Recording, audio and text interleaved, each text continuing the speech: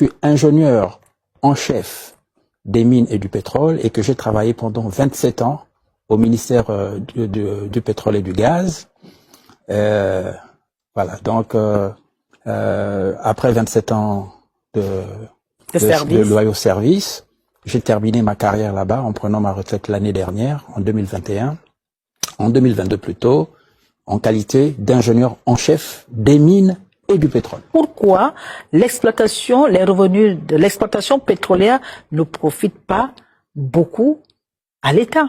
Ce que vous dites, on pourrait dire que c'est un euphémisme, ça ne profite pratiquement pas, il faut le souligner, ça ne profite pratiquement pas au pays. Alors expliquez-nous ça, vous qui avez été dans ce champ-là. J'explique. Oui. Donc la société pétrolière viennent, ces sociétés-là viennent, ce sont des partenaires, on va les appeler comme ça, elles viennent, elles nous disent, bon, nous, on va investir dans le pétrole, on va commencer donc les premières négociations, et on leur signe des comptes rendus de réunion, elles prennent ces comptes rendus-là, elles vont avec, auprès des banques étrangères. C'est un contrat qui est un contrat de poker menteur. De dupe. De dupe, il faut le dire. Mais le fait d'aller emprunter de l'argent, elle nous ramène finalement des dettes. Voilà la partie de poker menteur. Elle ne nous ramène pas des capitaux, mais elle nous ramène des dettes. Et c'est donc l'exploitation qui rembourse ces dettes-là.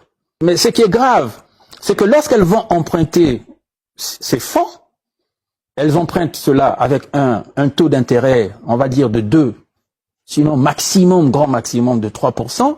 Mais lorsqu'il s'agira de rembourser ces dettes-là, on va les rembourser, nous, dans le cadre de l'exploitation des opérations pétrolières chez nous, on va les rembourser avec des taux d'intérêt de 10, 12, sinon parfois 15%.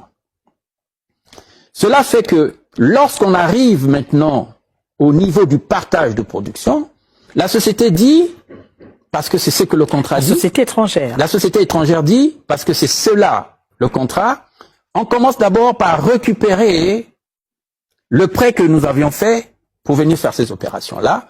Et lorsqu'on récupère en nature, donc en pétrole, ces prêts-là, on les rembourse avec un délai d'amortissement très court, alors qu'elles vont emprunter ça pour des délais de 10, 15, 20 ans.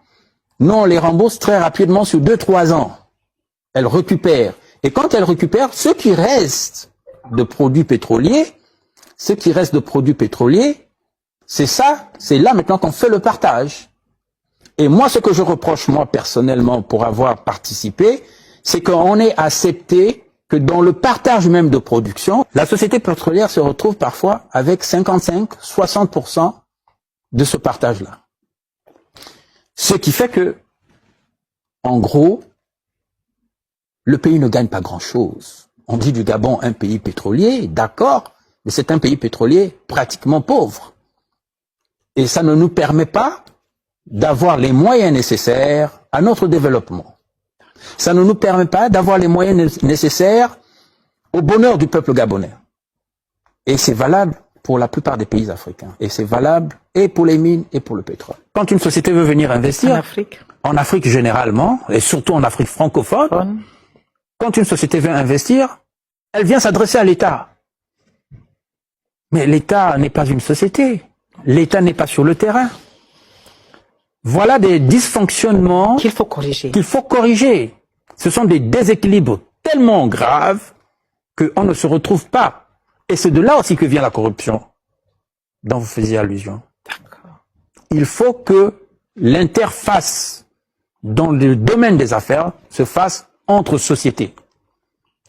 Même si c'est une société d'État, mais au moins une société. Ça, c'est quelque chose qui doit changer parce que l'État est floué, le Gabon est floué dans cette aventure et ça ne nous permet pas de nous développer.